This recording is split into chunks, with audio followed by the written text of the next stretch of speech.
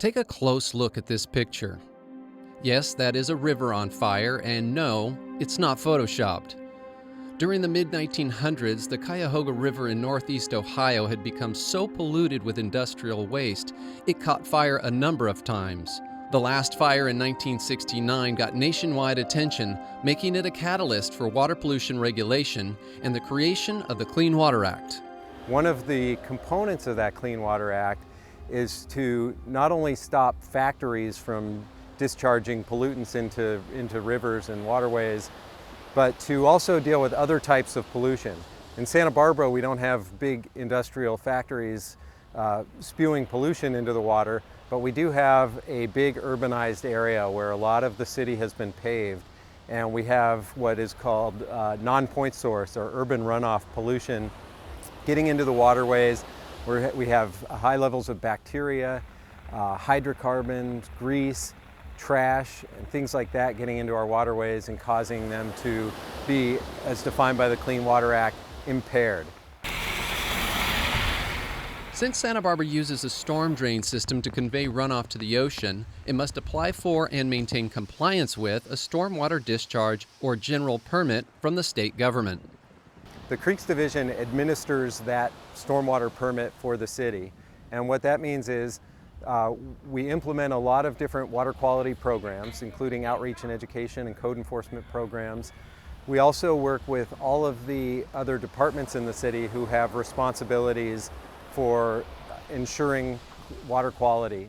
The State Water Resources Control Board and the Regional Water Quality Control Boards are responsible for implementation of the regulations. These permits are issued for 5 years. The city will submit annual reports to the Water Board, and our staff will review these annual reports to make sure the city is doing everything the city said it was going to do to address the pollutants that the city already knows about and has already documented. Since so many activities can affect water quality, in 2006 the city created a stormwater management program to ensure compliance with the general permit. The program establishes best management practices, or BMPs, to provide direction for the public and all city departments to follow. So what we and others have found is that while there are some point sources, and most of them are taken care of with legal means, discharge and permits for discharging, there's a lot of just little amounts of pollution everywhere.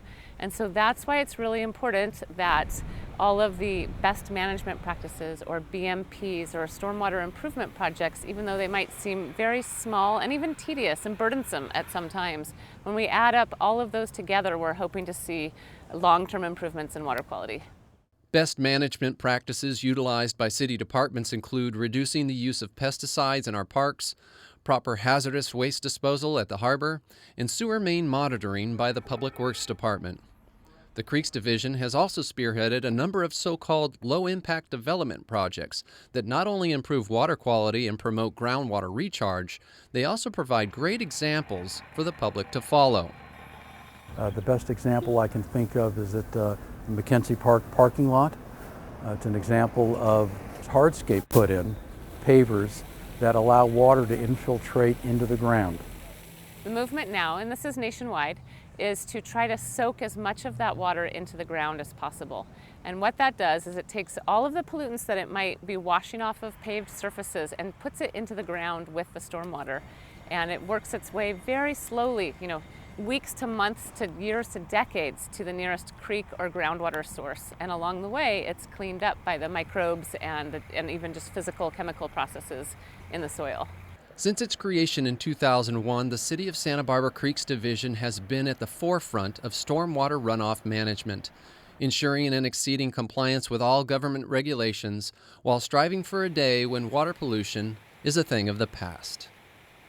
Eventually, and it might take a while, this might take several decades, this might take a century, but eventually you are going to walk down the street during a rainstorm and it's going to look very strange to see water running off into the gutters. We're not going to just allow, during a small to medium storm, this precious resource, this resource that we need to infiltrate into the ground, work its way to our groundwater and our creeks, and be cleaned up along the way. We're not going to see that just running off into the streets.